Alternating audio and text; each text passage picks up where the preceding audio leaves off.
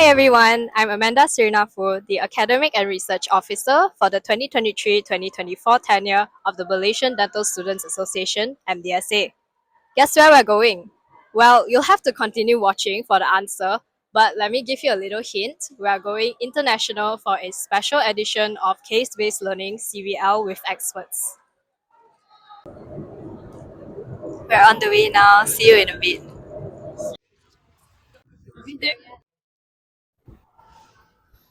Okay, we're finally here. For this episode of Case-Based Learning with Experts, International Edition, we're here at the Faculty of Dentistry of Chulalongkorn University in Bangkok, Thailand.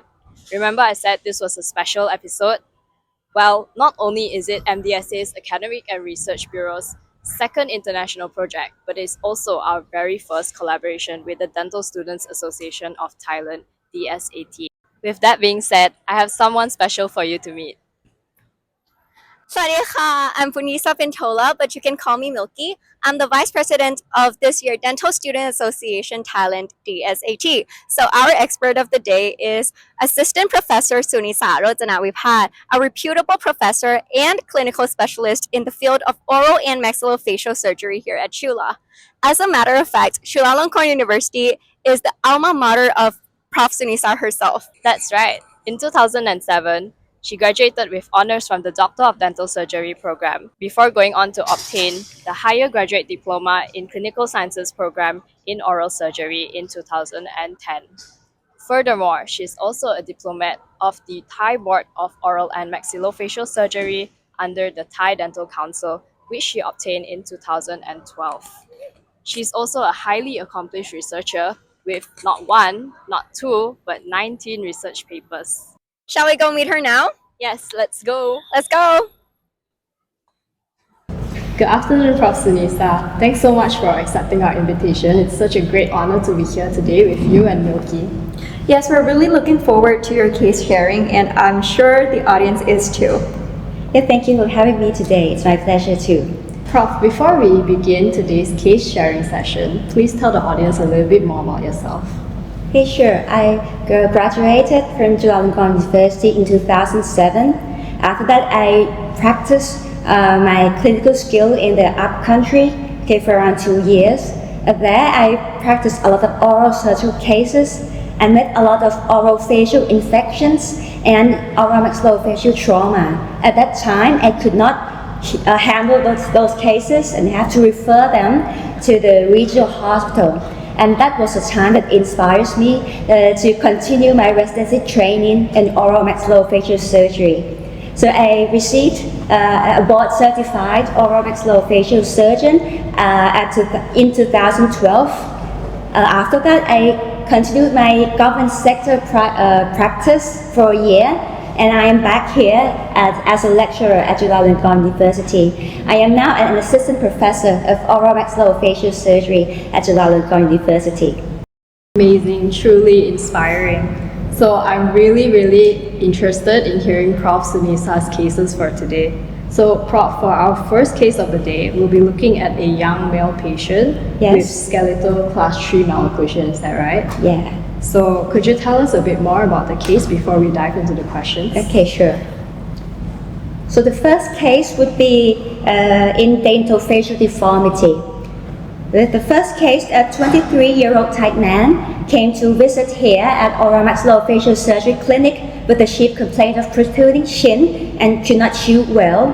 He noticed the malocclusion and the prognatic lower jaw since adolescence, and he went to the orthodontist and was advised for combined orthodontic and surgical treatment for his malocclusion. He was undergoing orthodontic treatment for about 2 years and was ready for the surgery now.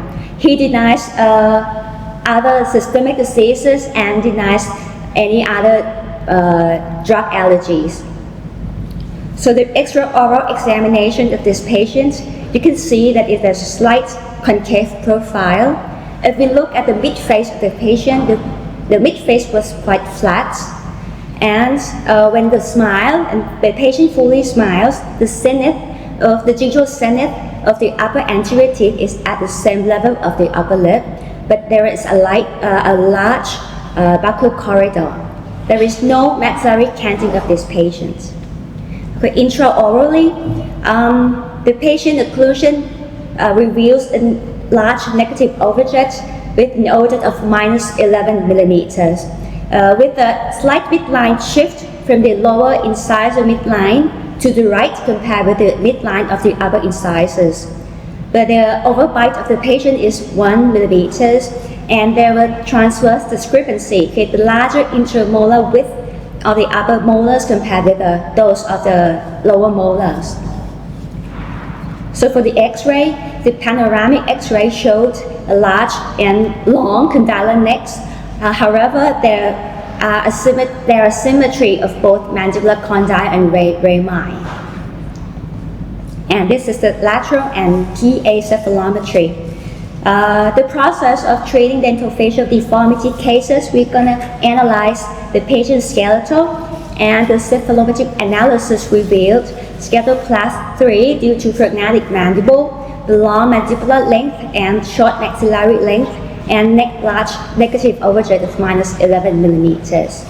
So the diagnosis of this patient is skeletal class 3 malocclusion due to prognatic mandible and slight short maxillary length. So with the treatment plan of this patient, we will undergo 2 jaw surgery with a 5 millimeter advancement of the maxilla and about 8 millimeters setback of the mandible. This we use the virtual surgical planning. Okay, we use a CT scan and the oral scans of the patient and combine it, put into the program. This is the preoperative cephalometry and the 3D CT scan.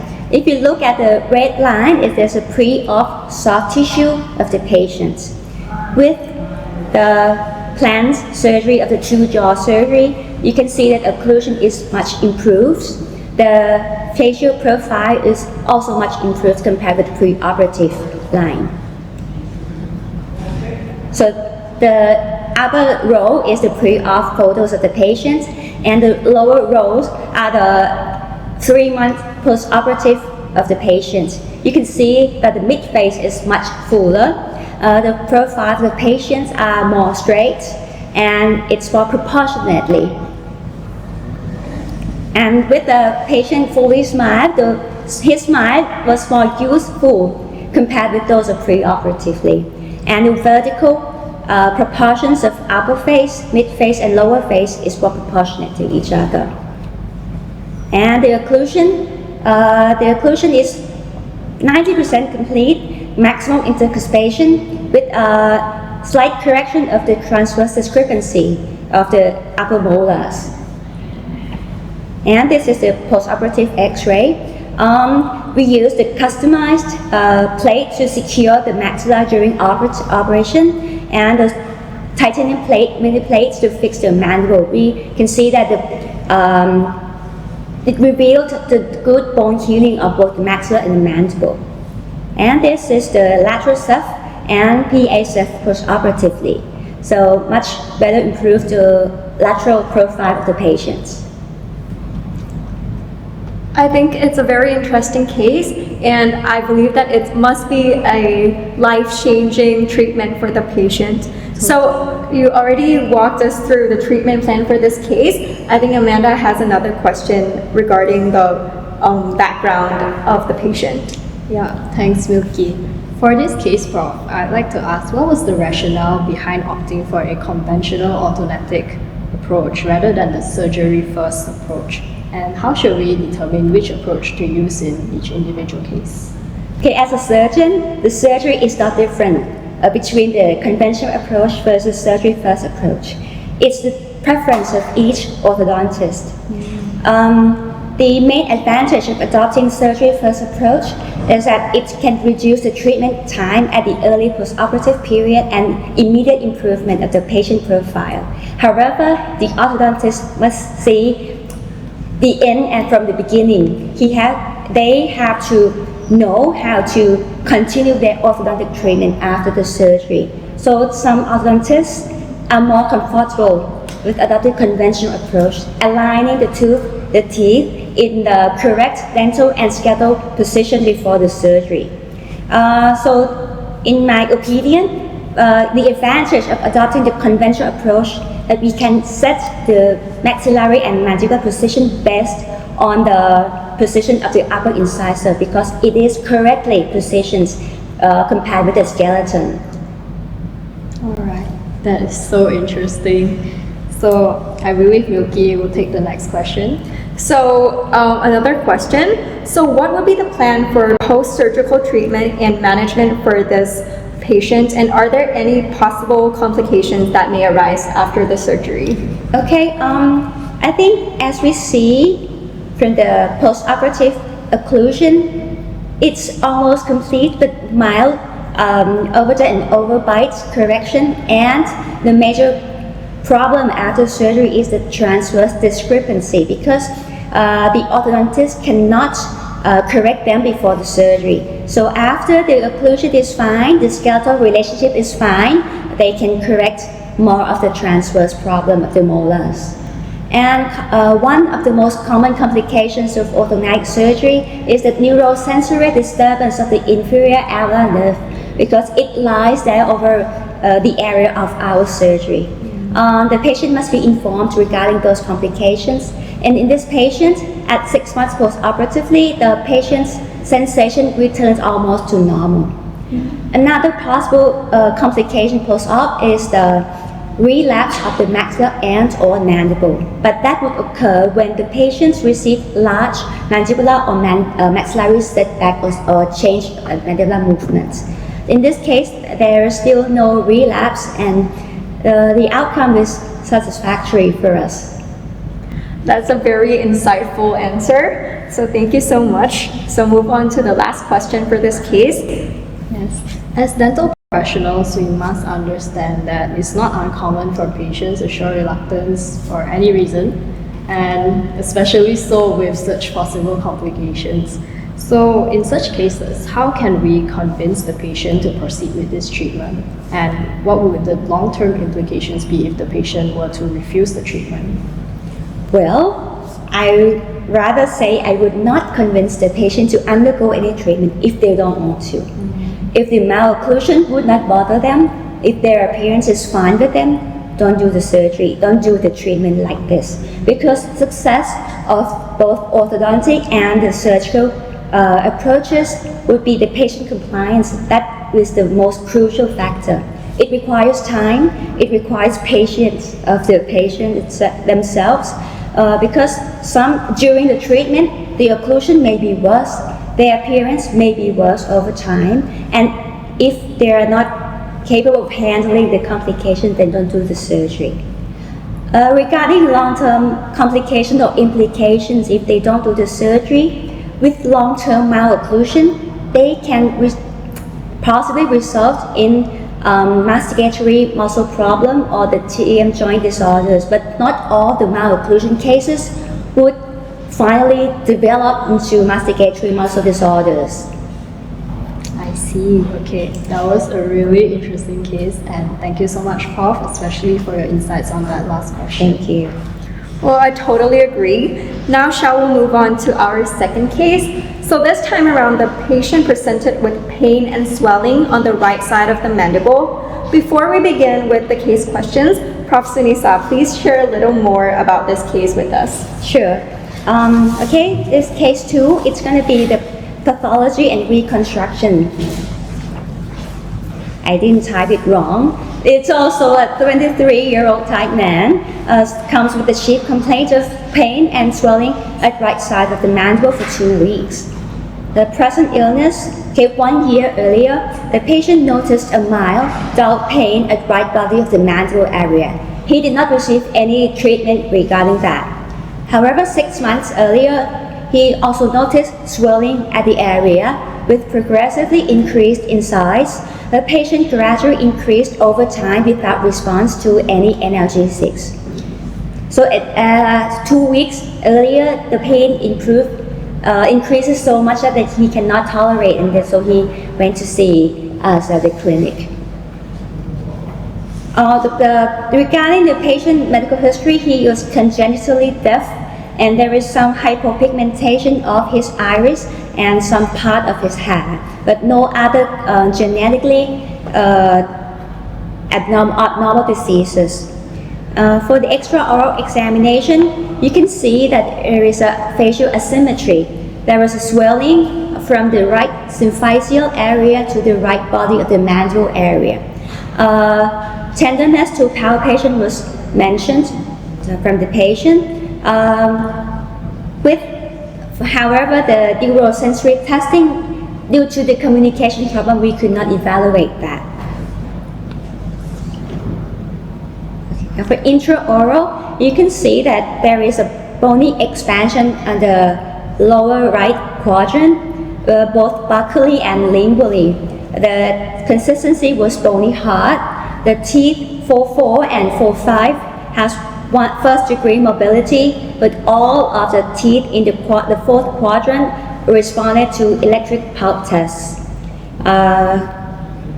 So the X-ray from the panoramic radiograph revealed a well-defined mixed radiopaque radiolucent lesion with radiolucent rim, extending from the mesial aspect of the tooth 4-3 to mesial aspect of the tooth 4-6. The superior inferior direction, it extends from alveolar crest to the inferior border of the mandible, sparing only like 5 to 6 millimeters from the inferior border of the mandible. With the cone beam CT, we can see that there is a speckled radial opacity of the lesion with buccal and lingual extension. However, the PDL space of the teeth involved are intact, and there was a displacement of the inferior alveolar nerve lateral and inferiorly.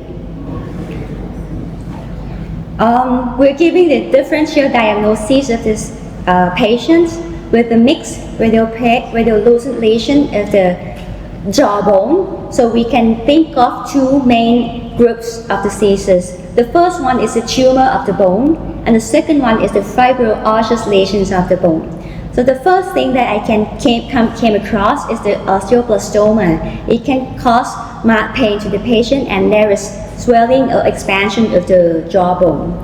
The second one of ossifying fibroma, it is a tumor of the mandible. It is considered as a fibro-osseous lesion with radiolucent rim surrounding it. However, with less likely chance of the malignancy. However, the kind of mixed radiolucent lesion can make us think of osteosarcoma, the malignant tumor of the bone. So with different diseases, we gonna manage the patient to in-situ biopsy under local anesthesia, and the result of the in-situ biopsy revealed osteoblastoma, the benign tumor of the bone. So the treatment plan of this patient will undergo segmental mandibulectomy. We resect all of the length of the height of the mandible, and we reconstruct it with iliac crest bone graft, the bone from the hip, from the ilium. So we use the DICOM files from CT scan to create a customized cutting guide and customized reconstruction titanium plates. So we can reduce the treatment time and improve the accuracy of the outcome of our operation. Intraoperatively, we undergo surgery intraorally. We open the flap, we expose the lesion, and you can see that both of the buccal and lingual expansion was observed intraoperatively. So we fix the customized cutting guide. We cut the mandible out, and we fix it with the reconstruction plate, and we harvested part of the ilium.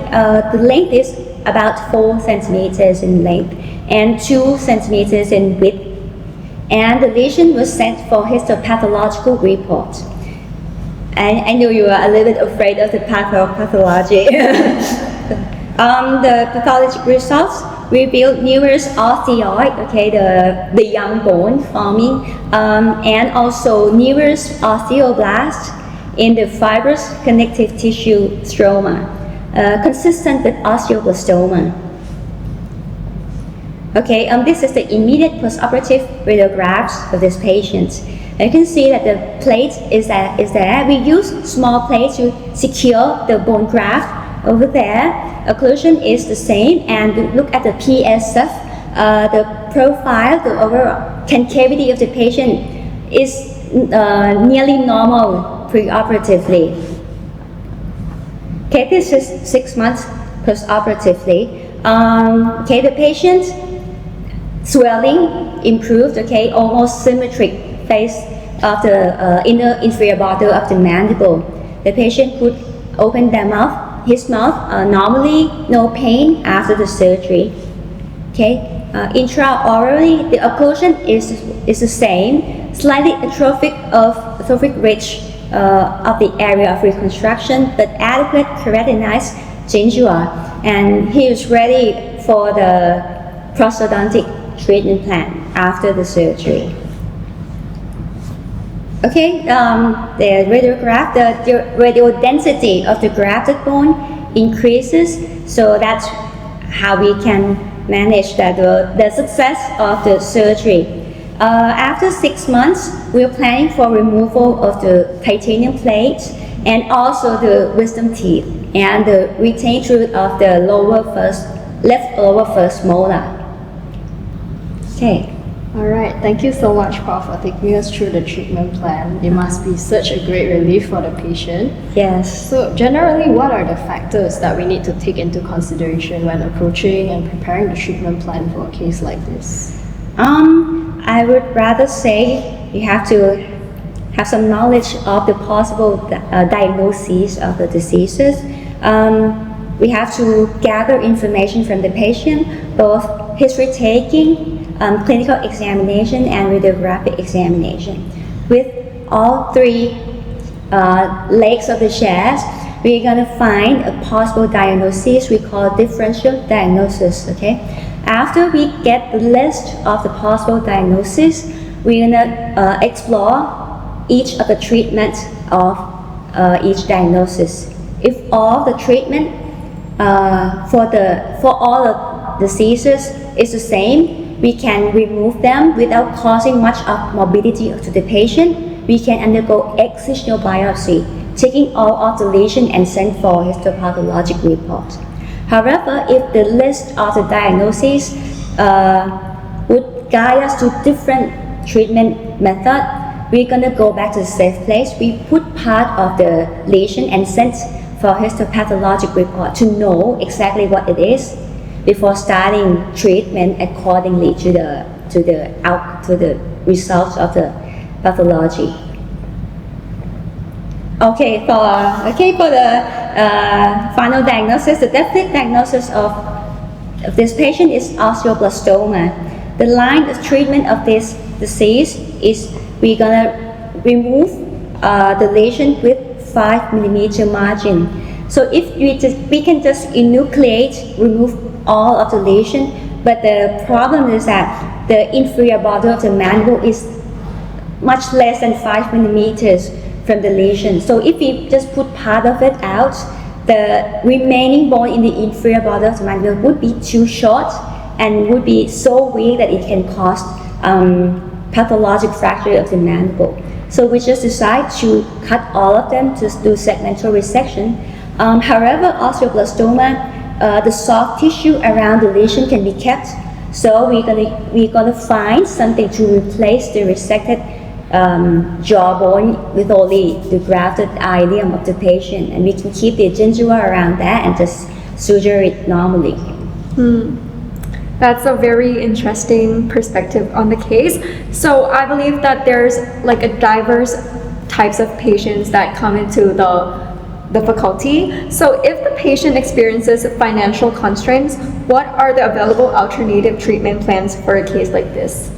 Okay, the basic concept of removal of the lesion and fixation use of the bone graft to secure the defect is also the same. But we may choose a much safer option for the fixation of the bone graft. We use smaller plates. However, and put the MMF, maxillomandibular fixation, to put the jaw back together and undergo non-chewing diet for a month. But due to the weakness of the smaller size of the plate, it cannot completely prevent the movement mobility of the graft, and it can cause some small infection of the graft site. But that's not a choice if there is some financial concerns. Thank you so much for the information. So move on to the next question. Yeah, really insightful, Prof. So I've been wondering, what are the possible post-surgical complications and how should they be managed? Yeah, like I said earlier, the one of the most common post-operative complications of resection with bone graft is the local infection of the bone graft itself. This can be caused by inadequate soft tissue surgery or slight mobility of the bone graft. So prevention of the complication is that we're gonna gently manipulating the soft tissue, the gingiva around there. We use the hardware that is capable of preventing mobility of the graft site and prevent the patient from chewing hard food for at least 2 weeks to let the graft beginning to heal at the first period of the healing process. So you also mentioned that this patient also requires or suggested to do the prosthodontic treatment plan after the surgery. So how long would you suggest that the patient need to wait before proceeding with any prosthodontic procedures to replace the missing teeth? Based on the biology of bone graft, it requires at least 6 months. After 6 months, the healing process, the graft will be like 90% mature. So after 6 months, we're gonna evaluate the remaining bone and remaining soft tissue. And like I said earlier in the case presentation, we're gonna remove the titanium plates and we're gonna evaluate the bone, like I said. If the patient is amenable to undergo fixed prosthodontics like implants, that's fine. They're going to do the surgery intraoperatively. But due to this patient with the financial problem, we are going to undergo the removal partial denture for this patient after removal of the titanium plates. Okay. Thank you so much for your sharing today, Prof. Sunisa. I've definitely learned a lot from the case sharing session today, and I'm sure our viewers feel the same way. So we've gotten to know the cases pretty well already. I think it's time for us to get to know Prof a bit better. So Prof, what we'll be doing now is a rapid fire round. Milky and I will be asking So excited. we'll be asking you a series of 10 questions. And 10 questions, all right. But they're really quick, don't worry. Okay, So all you have to do is answer them as quick as you can. I'll try my best. So are you ready? Yeah. Okay, so for the first question, what do you wish more people knew about OMFS? Well, for the more people know, we can do much more than pulling the tooth out, pulling implants on. We can do much of any abnormalities of the jawbone, and yeah, we are willing to help all of the patients to relieve the pain or the diseases around the jawbone. Nice. So next question, this one is a fun question. So what's your favorite Malaysian food or any Malaysian food that you'd like to try? I haven't been to Malaysia before, so if as long as I can go to Malaysia, I will try a lot of everything that the Malaysians advise us. You definitely should come visit one day. Okay. So for the next question, are you more of an early bird or a night owl? Due to my profession, I'm much like an early bird. I have to get up very early, do the rounds, and teach students.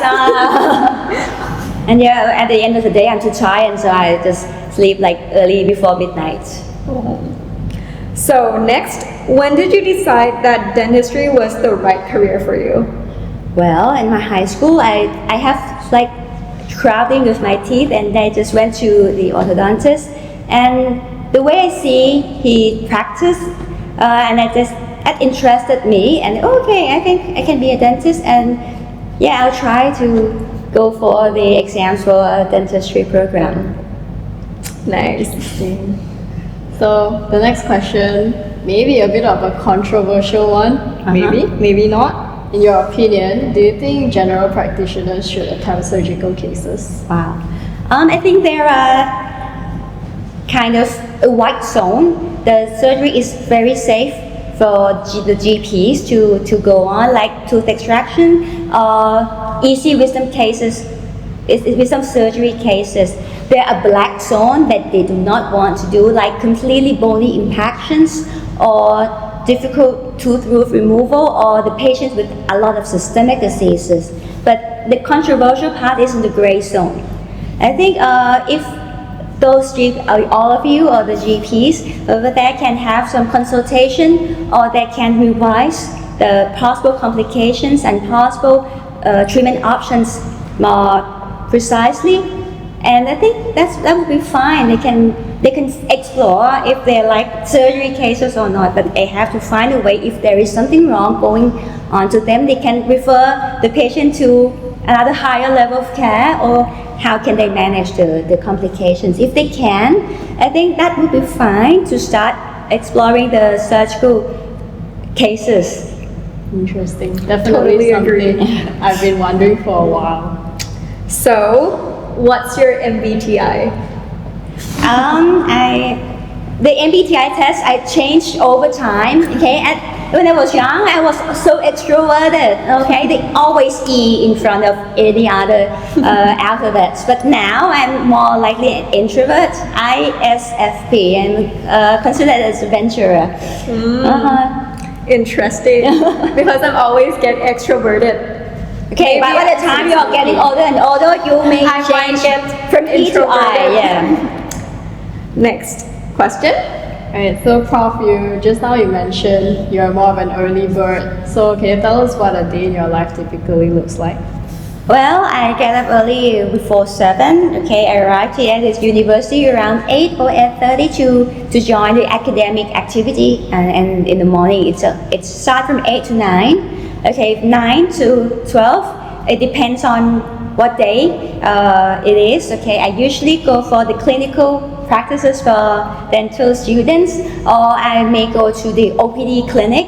Okay, to examine the patients coming for us. Okay, one day, today, Friday, the whole day, and with my OR day, the operation, I do the operation under general anesthesia. In the afternoon, I have a day that I have minor surgery under local. Okay, but some 1 or 2 days are available for me to finish all of the unfinished stuffs, like that. But fulfilling, right? Yeah. Now I understand why you sleep early every day. So next, where do you see yourself in the next 10 years? Oh, older? Still young. Forever young. I would 10 years from now, I would rather see our students grow older and be more professional and be more successful in their career.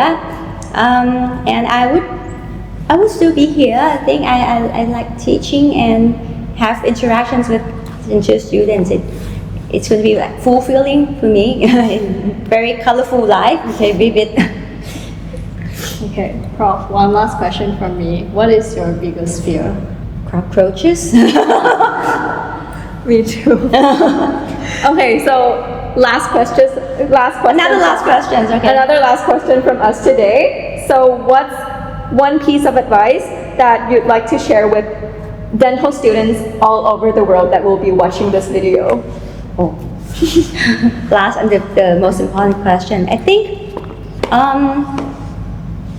people have their own time to bloom. Some of the students, they are very successful during the clinical practices. Some won't. Okay, the patient goes away and the lab results, the laboratory processes failed. The patient outcome was not successful, and they are so depressed and they are so sad. But I am definitely sure that at one time, the success will come to you, will come to those who try their best for their own and their patients.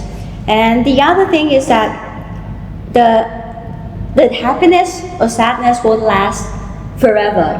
There will be time that the happiness, wow, I finished my cases, it was so successful and I am very joyous. But the other time, okay, next week, next 2 weeks, oh my God, there was much of failure in my life. Okay, nothing is permanent. Okay, just try your best and everything will be okay at the end of the day.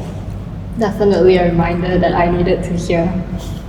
Very touching, actually. Yeah.